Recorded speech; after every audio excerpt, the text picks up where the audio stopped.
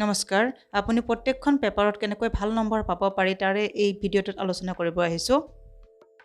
প্ৰথম টিপছটো হৈছে ৰাতিপুৱা পঢ়া বাৰু সকলোৱে জানেনে ৰাতিপুৱা পঢ়াটো কিমান উপকাৰী কাৰণ ভাল টোপনিৰ পিছত আপুনি অতি সতেজ আৰু শক্তিৰে ভৰপূৰ হয়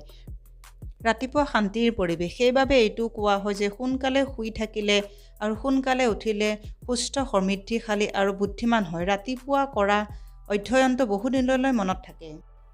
ভালকৈ খোৱা হয় ভাল সংখ্যাৰ বাবে আপুনি ভালকৈ খাব লাগিব আপোনাৰ খাদ্য এনে হ'ব লাগে যাতে প্ৰটিনৰ পৰিমাণ সৰ্বাধিক হয় খাদ্যত সেউজীয়া শাক-পাচলি সতেজ ফল-মূল দুগ্ধজাত সামগ্ৰী কণী মাছ আৰু মাংস অন্তৰ্ভুক্ত কৰিব লাগে চুপ গ্ৰীণ টি আৰু সতেজ ৰস আপোনাৰ ডায়েট চাৰ্টত থাকিব লাগে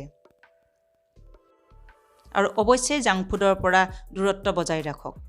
সময় ব্যৱস্থাপনা যিকোনো ক্ষেত্ৰতে সফলতা লাভ কৰিবলৈ সময় ব্যৱস্থাপনা প্ৰথম নিয়ম ভাল নম্বৰ পাবলৈ সময় ব্যৱস্থাপনাত বিশেষ গুৰুত্ব দিব প্ৰতিটো বিষয় সময় অনুসৰি ভাগ কৰক যি বিষয়ত আপুনি দুৰ্বল সেই বিষয়টোক সৰ্বাধিক সময় দিয়ক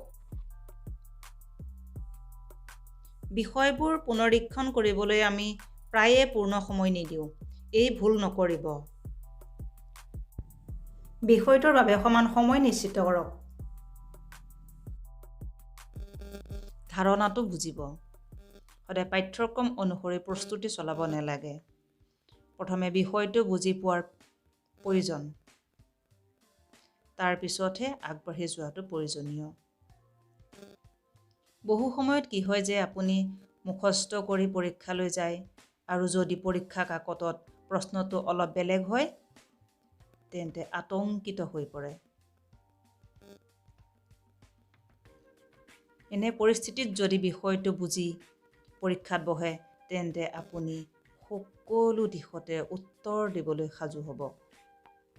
এৰাই চলিব নালাগে কালিলৈ কৰিম বুলি থকাতকৈ আজিয়ে কৰক এই কথাটো সদায় মনত ৰাখিব প্ৰায়ে শিশুৱে পঢ়া শুনা পিছুৱাই দিয়ে আৰু পিছত সম্পূৰ্ণ পাঠ্যক্ৰম দেখাৰ পিছত হেঁচাত পৰে অসম্পূৰ্ণ কাম কৰিলে পিছত আপোনাৰ ফলাফলত প্ৰভাৱ পৰে দৈনিক এটা লক্ষ্য নিৰ্ধাৰণ কৰক আৰু সেই অনুসৰি প্ৰস্তুতি আৰম্ভ কৰক টকা লওক এইটো এটা চেষ্টা কৰা নিয়ম টকাবোৰে আপোনাক সদায় সহায় কৰিব যেতিয়াই আপুনি পঢ়িব বা পুনৰীক্ষণ কৰে তেতিয়াই টকাবোৰ ভালদৰে লিখি থাকিব প্ৰশ্ন কাকত বেছিভাগ সময়তে সকলোৱে আপোনাক নমুনা কাগজ সমাধান কৰিবলৈ পৰামৰ্শ দিব এইটো অতি ফলপ্ৰসূ হ'ব পাৰে যোৱা কেইবছৰমানৰ প্ৰশ্নৰ কাকত সংগ্ৰহ কৰি বহু প্ৰশ্ন জানিব পাৰিব এই প্ৰশ্নবোৰ সমাধান কৰক ই আপোনাৰ মনত আত্মবিশ্বাস জগাই তুলিব ইয়াৰ লগতে পাঠ্যক্ৰমো সম্পূৰ্ণ কৰিব পাৰি কোনে জানে সেইবোৰৰ মাজৰ পৰাই প্ৰশ্ন আহিব পাৰে আপোনাৰ পৰীক্ষাৰ প্ৰস্তুতি সফল হওক তাৰে কামনা কৰিলোঁ ভিডিঅ'টি চাই যদি কিবা উপকৃত হৈছে তেতিয়াহ'লে চেনেলটো ছাবস্ক্ৰাইব কৰিব আৰু এটা লাইক কৰিবলৈ নাপাহৰিব